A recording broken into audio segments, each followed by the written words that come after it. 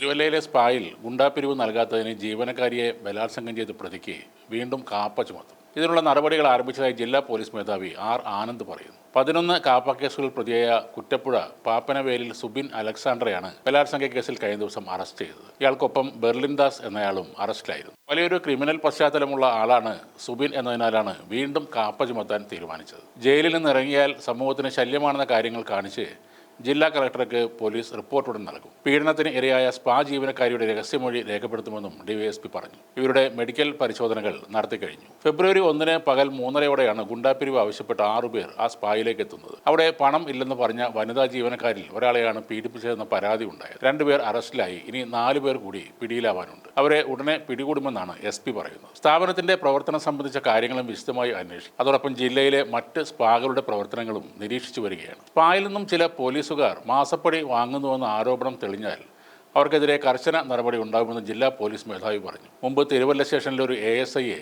ഗുണ്ടാ ബന്ധത്തിന്റെ പേരിൽ സസ്പെൻഡ് ചെയ്തിരുന്നു. തൃശൂർ സ്വദേശിയാണ് ഈ സ്പാ ഉടമസ്ഥൻ. പണം ആവശ്യപ്പെട്ടതും ജീവനക്കാരിയെ പീഡിപ്പിച്ചതും തിരുവല്ലയിലെ മറ്റൊരു സ്പാ ഉടമ നൽകിയ കൊട്ടേഷൻ പ്രകാരമാണെന്ന് ശനിയാഴ്ച രാവിലെ മാധ്യമങ്ങളോട് ഇദ്ദേഹം ഫോണിൽ പ്രതികരിച്ചിരുന്നു. ജീവനക്കാരിയുടെ പരാതിക്ക് പുറമെ താൻ പ്രത്യേക പരാതി നൽകുമെന്നും അതിനായി സ്റ്റേഷനിലേക്ക് വരുമെന്നും ഇയാൾ പറഞ്ഞിരുന്നു. എന്നാൽ 11 മണിയുടെ സ്റ്റേഷനിലെത്തിയ ഉടമ പരാതി നൽകിയില്ലെന്നാണ് DYSP TR ജിജു പറയുന്നത്. ജീവനക്കാരിയെ പീഡിപ്പിച്ച സംഭവം സംബന്ധിച്ച് മൊഴി മാത്രം നൽകി. ഈ മരണസുബിൻ എന്നറിയപ്പെടുന്ന കുറ്റവാളിയുടെ യഥാർത്ഥ പേര് സുബിൻ അലക്സാണ്ടർ എന്നാണ്. ഇയാൾ നിരവധി ക്രിമിനൽ കേസുകളിൽ പ്രതിയാണ്. തിരുവല്ലയിൽ ഇയാളുടെ ഗുണ്ടാ വിളയാട്ടം ഏറെ കാലമായി നടക്കുന്നതുമാണ്. 2024 സെപ്റ്റംബറിൽ കാപ്പ നിയമപ്രകാരം 6 മാസത്തേക്ക് ഇയാളെ കരുതൽ തടങ്കലിൽ വെച്ചിരുന്നു. മരണസുബിൻ എന്നറിയപ്പെടുന്ന സുബിൻ അലക്സാണ്ടർ തിരുവല്ല കീഴായിപ്പൂർ പോലീസ് സ്റ്റേഷനിലായി 14 ക്രിമിനൽ കേസുകളിൽ പ്രതിയുമാണ്. ഇയാൾ തിരുവല്ലയിലെ പ്രമുഖരുടെ ഗുണ്ടയാണെന്നും റിപ്പോർട്ടുകളുണ്ട്. ഇക്കാരണത്താലാണ് സ്പാ ജീവനക്കാരി ആക്രമിക്കപ്പെട്ടത് എന്നറിഞ്ഞിട്ടും പോലീസ് നടപടിയെടുക്കാൻ വൈകിയതെന്ന ആരോപണവുമുണ്ട്. തിരുവല്ലയിൽ ഗുണ്ടാപിരിവ് നടത്തുന്നത് പതിവാണെങ്കിലും പോലീസ് നടപടികളൊന്നും എടുക്കാറില്ലെന്നും ആരോപണമുണ്ട്.